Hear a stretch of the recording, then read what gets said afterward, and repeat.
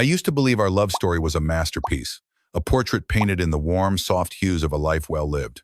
For 2 years, Serafina Vance was the vibrant color in my otherwise steady, predictable world. I can still picture it perfectly.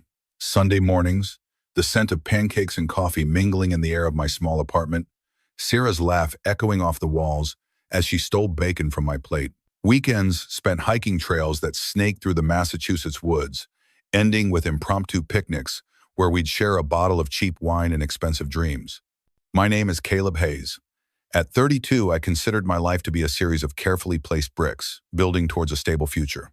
I worked in pharmaceutical administration at Riverside, a job that was more about process and paperwork than groundbreaking science. But it was secure. It paid the bills. It was a foundation. Sarah, on the other hand, was not a foundation. She was a comet. She worked as an account manager for a high-end logistics firm, a world of fast deals and even faster talkers. She was sharp, ambitious, and possessed a magnetic charm that drew people to her. She made my quiet, structured life feel like an adventure. We met at a sterile corporate mixer, one of those events where everyone stands around in uncomfortable shoes, nursing lukewarm Chardonnay. I saw her across the room, a vision in a navy blue dress, looking both bored and beautiful. In a moment of uncharacteristic boldness, I walked over and handed her a glass of wine. "Rescue mission," I said. "You looked like you were about to die of corporate synergy." She laughed, a sound like wind chimes, and just like that, we clicked. We spent the rest of the night in our own bubble, discovering a shared love for obscure indie films and a mutual, passionate hatred for cilantro. "It's genetic," she insisted, her eyes sparkling. "Some people have a gene that makes it taste like soap." Or, I countered, "your taste buds are simply broken." She threw her napkin at me, and I was utterly, completely hooked. For 2 years, that portrait of our life remained perfect. We traveled, we built a home together in my apartment, her throw pillows slowly conquering my minimalist couch, and we spoke of the future in comfortable, hypothetical terms. "Maybe a house someday," she'd murmur into my chest at night. "Maybe kids. No pressure, just possibilities." I knew, of course, that we came from different worlds. My father was an accountant, my mother a school teacher. They were good, hardworking people who had built a respectable life in a quiet suburb. They taught me the value of diligence and stability. Sarah's family was different. They were wealthy, European. She spoke of them in vague, sweeping terms: a successful father in international business, a mother with impeccable taste, a life split between Paris and New York. To me, it was all background noise, an abstract concept that had little to do with the woman who curled up next to me at night. I loved her, not her pedigree. The first brushstroke that marred the perfect painting came with a simple announcement one Sunday morning. She looked up from her coffee, her expression a mixture of excitement and apprehension. "My parents are coming to visit," she said, her spoon stirring her latte with unnecessary vigor. I looked up from the newspaper. "I thought they lived in France." "They do, but they're visiting the States for a few weeks. They're staying at their new summer house on the Cape, getting it furnished. They want to have dinner with us. They want to meet you." Something in her tone, a slight tremor of anxiety, made me pause. In 2 years, she had never once suggested I meet them. They were an intimidating, distant entity. "It's about time," she added, her eyes challenging me. "It'll be a normal family dinner, nothing formal." The feeling that settled in my stomach was anything but normal. It was a cold, nervous knot. But I saw the hope in her eyes, the silent plea for me to agree, to take this step with her. How could I say no? "Of course," I said, forcing a smile. "I'd love to meet them." Serafina visibly relaxed, a genuine, radiant smile breaking across her face. "Great, it's this Saturday, their place in Stonebridge." Stonebridge, the wealthiest enclave in our area, where seven-figure homes were the norm. I swallowed hard. The perfect portrait of our life was about to be examined up close by critics from a world I didn't understand, and for the first time, I was afraid they would find it lacking. I didn't realize then that the one holding the most critical eye would be the artist I loved. The week leading up to the dinner felt like a slow-motion descent into a world of unspoken rules and suffocating expectations. The easy, comfortable rhythm of our life was replaced by a low-grade, humming tension, emanating almost entirely from Sarah. She became my reluctant, stressed-out social coach. "When you eat, keep your fork in your left hand, tines down," she instructed one evening, demonstrating with her own cutlery. "It's the European style. My father notices things like that." Another night, as I was picking out my clothes, she stopped me. Wear the navy suit, not the gray one. It's more classic. She paused. And for God's sake, don't talk about politics or religion. And whatever you do, do not bring up Julian. Julian, the specter of her ex-fiancé. I knew very little about him, only that he was a lawyer, that their families were close, and that her parents had adored him. The engagement had ended before I met Sarah, but his name was a forbidden word, a ghost lingering in the opulent hallways of her past. Your parents sound intense, I commented, trying to make a joke of it. They're just particular, she said defensively, her back to me. Dad is self-made. He has very high standards. As she spoke, my mind drifted back to other moments, other small cracks in our idyllic facade that I had conveniently plastered over. There was the charity gala her company hosted last year. I'd rented a tuxedo, feeling proud to stand by her side. But the moment we walked through the grand ballroom doors, she transformed. The warm, authentic Sarah I loved vanished, replaced by a polished, calculating networker. She moved through the crowd with an artificial laugh, her hand lightly touching the arms of executives, her smile never quite reaching her eyes. Later, I overheard her talking to a CEO. "Oh, this small-town operation is just a stepping stone," she'd said with a dismissive wave of her hand. "I'm just using it to build connections before making a move back to Paris or New York." The words had stung. She had always told me she loved her job, that she was building a career here. When I confronted her later, she'd waved it away. "Caleb, that's just how you talk to those people. It's business. Don't be so naive." I let it go. Maybe I was naive. Then there was the growing pressure about our future. After her sister's wedding, our comfortable someday conversations became pointed when questions. She'd leave bridal magazines on the coffee table. One night, she'd ask me directly, "When are we going to take the next step?" I explained that I was waiting for a promotion at work, the one that would make me an associate director. It would mean better pay, more stability, the kind of security I wanted to offer before proposing. She seemed to understand, but a flicker of something unreadable crossed her face. A few weeks later, my boss took an extended medical leave, and I was made interim department head. When I told her, her disappointment was poorly concealed. "Interim? So, what, more waiting?" The comment hurt, partly because I feared she might be right. I was waiting, but I was waiting for the right reasons, for the right time. Why couldn't she see that? Now, driving towards the Stonebridge address she'd given me, all those little moments coalesced into a heavy sense of dread. The houses grew larger, set further back from the road behind wrought iron gates and perfectly manicured lawns. "Relax," Sarah said, placing a hand on my knee. Her palm was cool and clammy. "Just be yourself." She paused, then added, "Well, the best version of yourself." The house was even more intimidating up close. A sprawling colonial mansion with stately white columns and a circular driveway centered around a bubbling fountain. It looked less like a home and more like a private institution. "This is a rental?"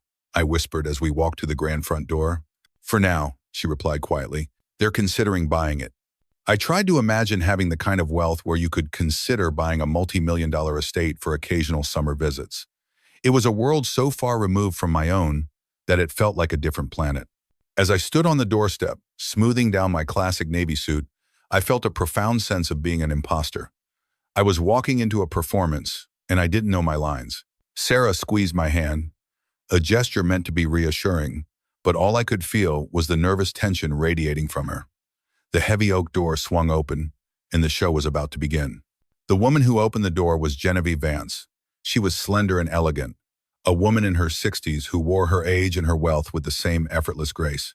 She embraced Sarah warmly before turning her appraising gaze on me. It wasn't hostile, but it was thorough, a silent inventory of my suit, my posture, my very existence. "So, this is the famous Caleb," she said, her French accent a soft melodic undercurrent in her English. Come in, come in. Alistair is just opening the wine." The interior of the house was like a museum. High ceilings, antique furniture that looked both priceless and uncomfortable, and oil paintings that I was sure were not prints. I followed them into a formal dining room where Alistair Vance stood, tall and distinguished, with a head of silver hair and the confident bearing of a man who has never had to ask for anything in his life. He shook my hand, his grip firm, a little too firm, the kind of handshake designed to establish dominance. "Caleb," he said, looking me over, "Sarah tells us you work at Riverside." Yes, sir. In research administration, I clarified. I oversee the approval process for new pharmaceutical trials.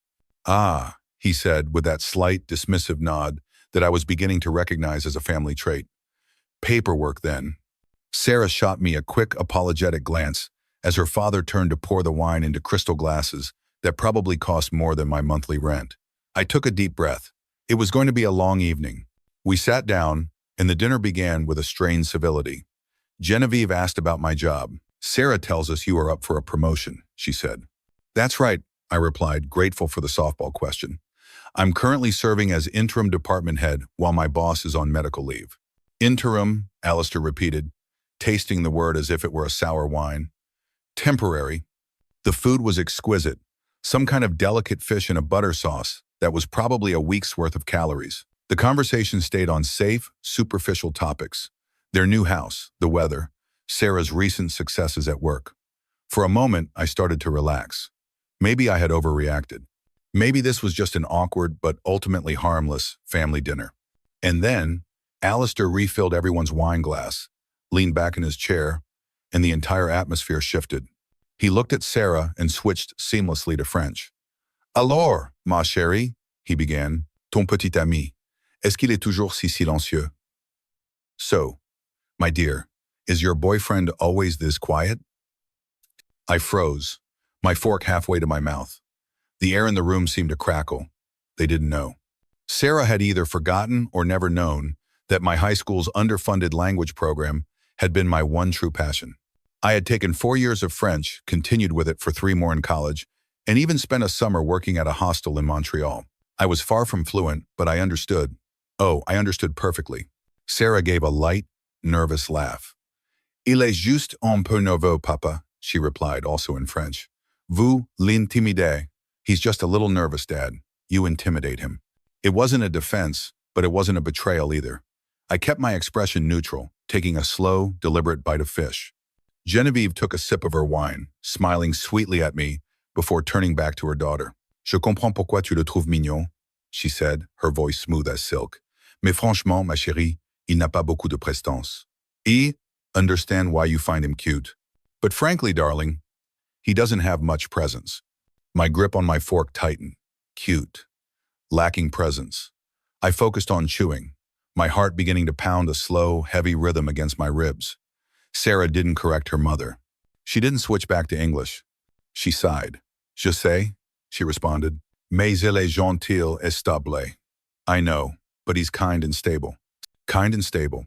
She made me sound like a reliable sedan. Alistair snorted, a sound of pure derision. Stable? Il travaille dans l'administration. Ce n'est pas exactement un homme avec de l'ambition. Stable? He works in administration. Not exactly a man with ambition. I took a sip of wine, the expensive liquid tasting like acid on my tongue. My face was a carefully constructed mask of pleasant incomprehension. Sarah glanced at me, a flicker of concern in her eyes, checking to see if I was catching on. I gave her nothing. Il attend une promotion, she explained, her voice sounding defensive now. Then she added fatally, depuis longtemps. He's waiting for a promotion. For a long time. The conversation spiraled from there, a methodical dissection of my inadequacies, all conducted in a language they believed was a shield. They asked about my family. Que font ses parents? What do his parents do? Genevieve asked. Sarah hesitated. Son père est comptable. Sa mère est institutrice. His father is an accountant. His mother is a schoolteacher. Genevieve's eyebrows rose a fraction of an inch. Des professions honorables, she said, in a tone that implied the exact opposite. Then came the inevitable comparison.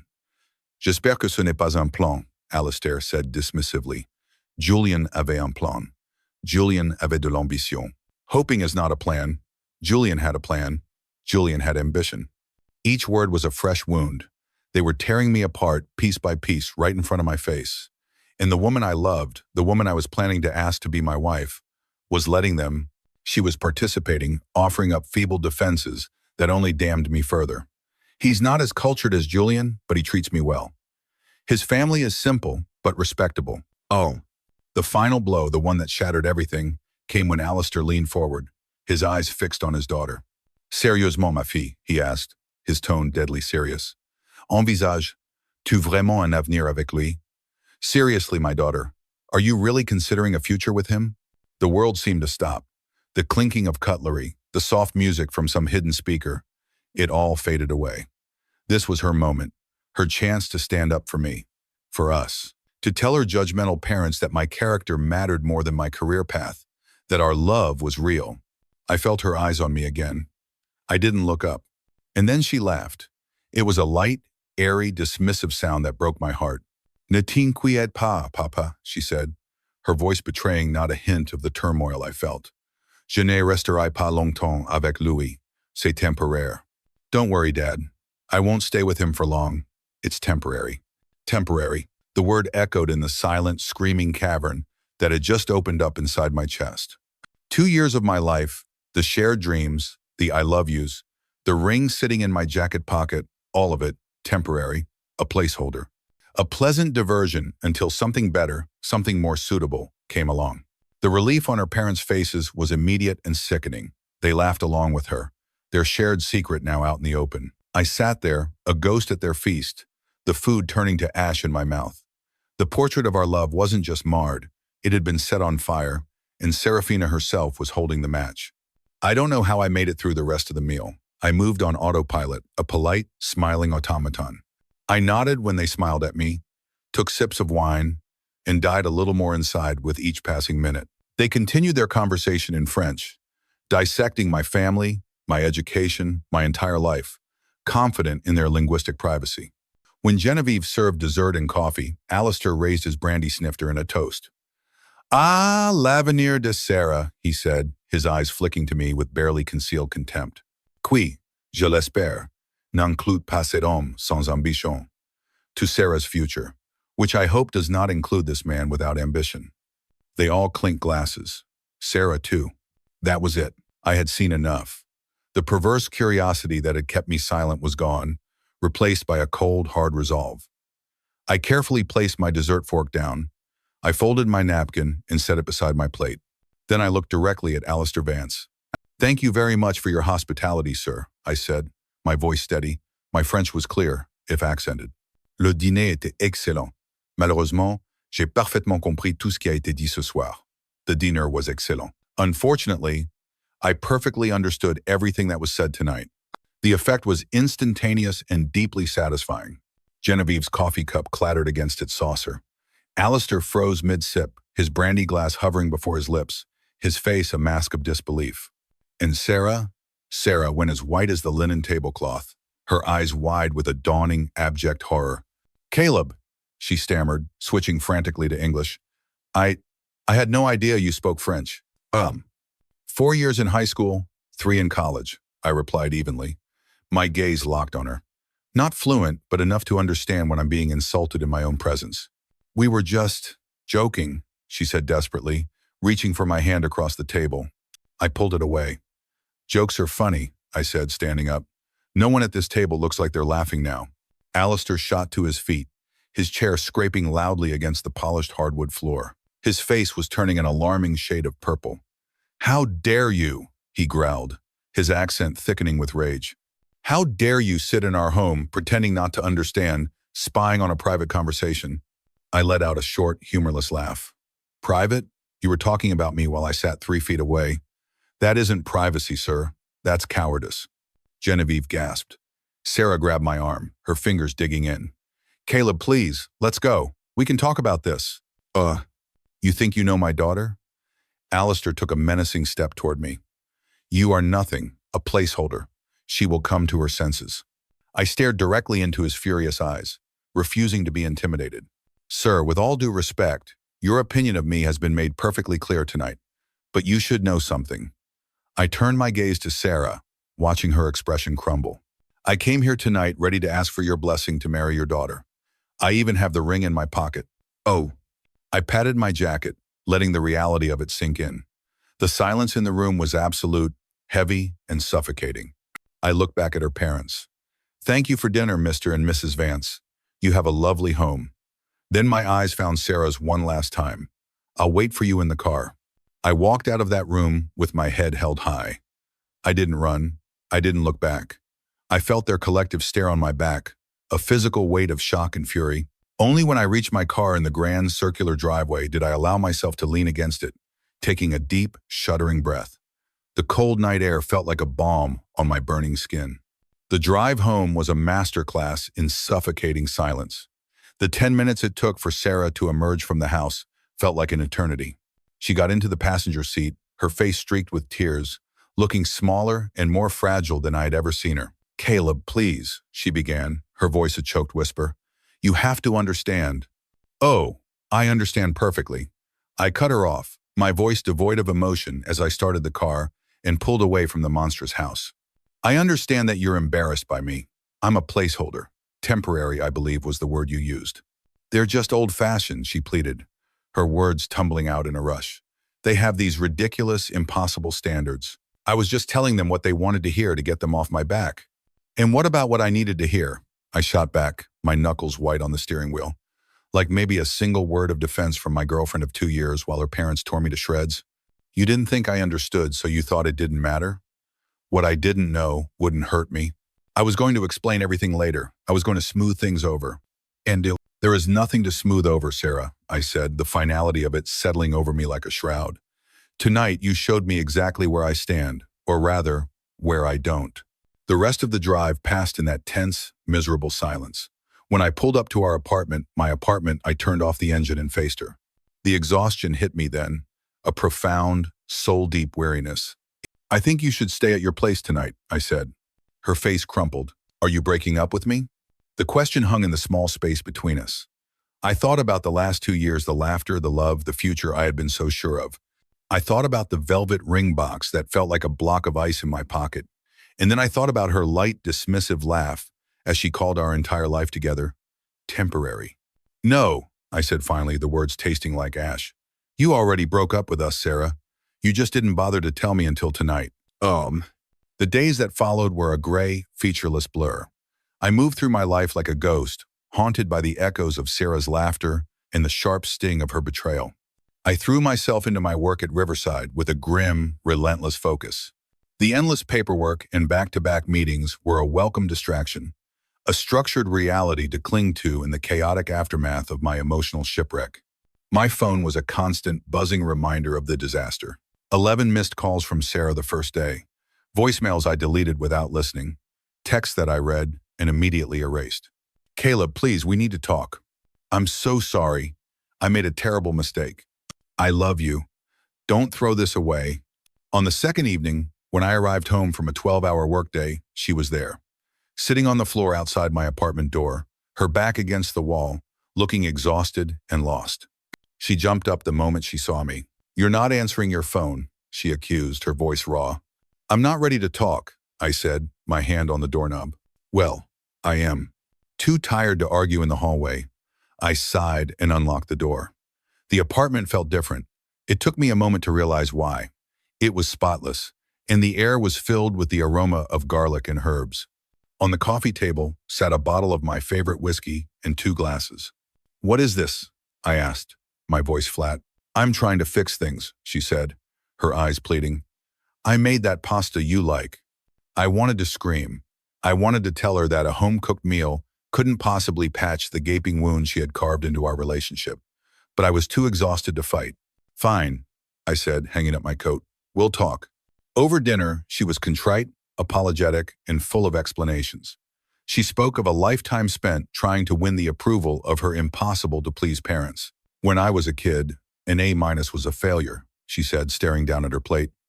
"Second place was the same as last place.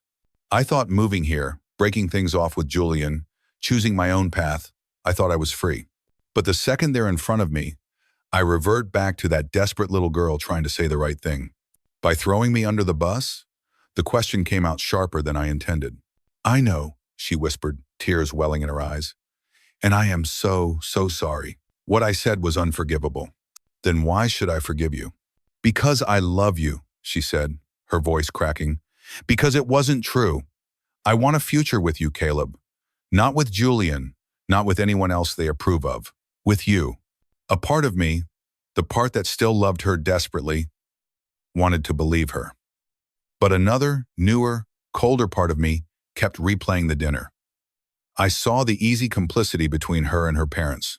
I heard her casual dismissal of our life together. I need time, I said finally. It was the only truth I had left. She seemed to accept this, leaving shortly after dinner with a promise to give me space. A few days later, my resolve was unexpectedly fortified from the most unlikely of sources. I was leaving my apartment when a dark town car pulled up. Alistair Vance got out. He approached me, his expression unreadable. "My daughter is distraught," he said without preamble. "She believes she has ruined everything." "Oh, she has," I replied coolly. He sighed, a rare crack in his arrogant facade. "Perhaps. But she told us you were dragging your feet, that you had no real intention of commitment. We were testing you." I stared at him. The lie was so audacious, so perfectly crafted to paint me as the villain. Sarah hadn't just failed to defend me. She had proactively set me up as the problem. It was a betrayal on a level I hadn't even considered. The last embers of my hope for us died out in that moment. Back at the office, my relentless work ethic was getting noticed. The company president, Mr. Harrison, stopped by my office one afternoon. "Richard's recovery is taking longer than expected," he said, closing the door behind him. "His doctors are recommending early retirement." My heart began to beat a little faster. "The board has been watching your performance closely, Caleb. We'd like to offer you the department head position permanently, with the title of associate director."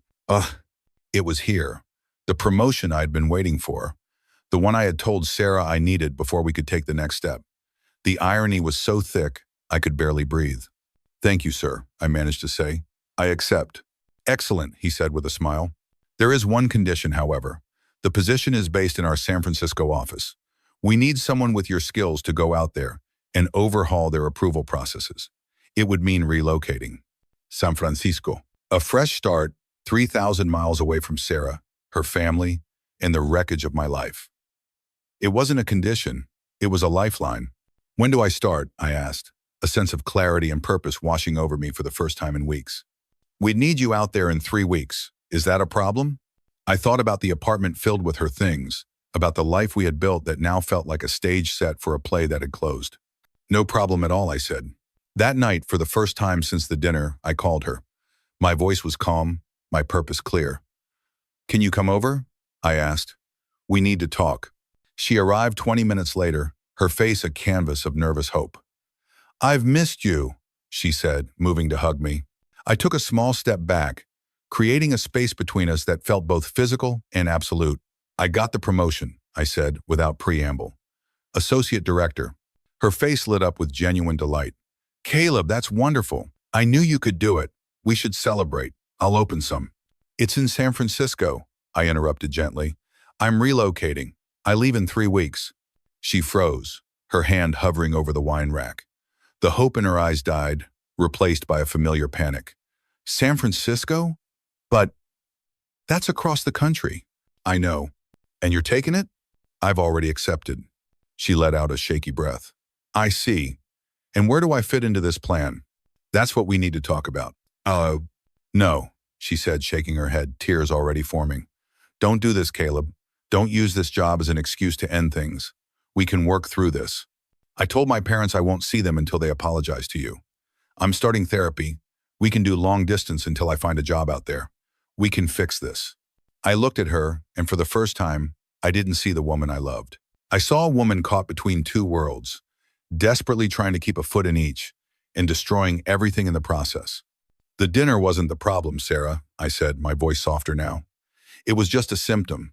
The problem is that I've been thinking, really thinking, about us. You come from a world of privilege and expectations.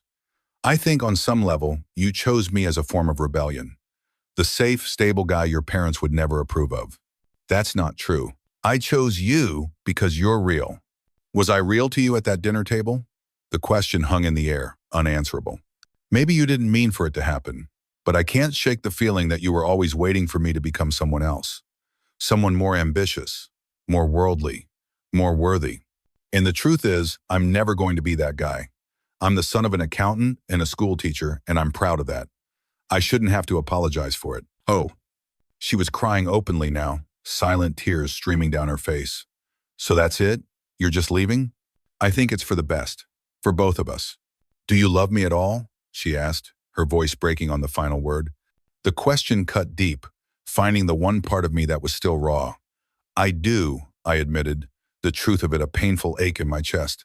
But sometimes, love isn't enough. The final night before my flight, she showed up at my apartment one last time. It was mostly empty, filled with boxes and the hollow echo of a life being dismantled.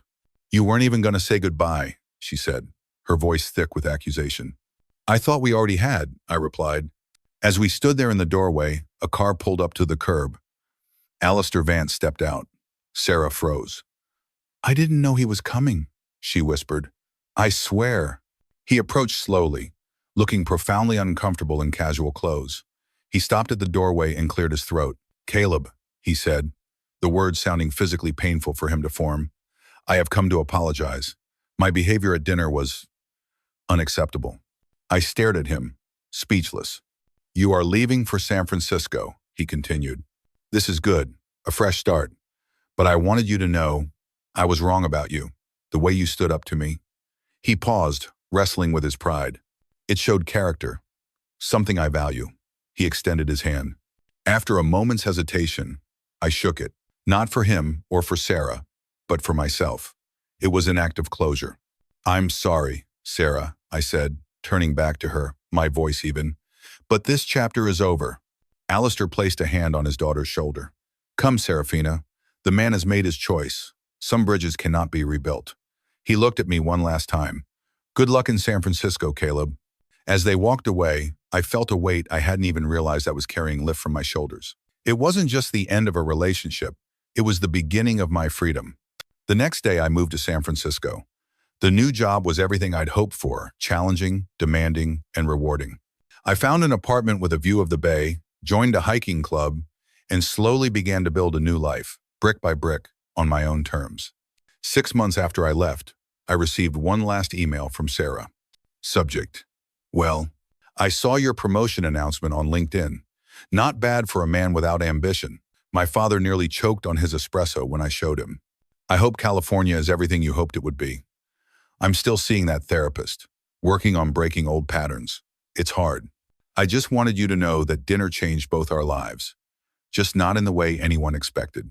Take care of yourself, Caleb. S." I read it twice, then I close my laptop without responding. Some things can be understood, perhaps even forgiven, but they can never be forgotten. That night, at that beautiful, terrible dinner table, Sarah thought she was speaking in a code I couldn't crack. In reality, she had given me the clearest message I had ever received. It wasn't an insult. It was a gift, the painful, liberating truth that I deserved better.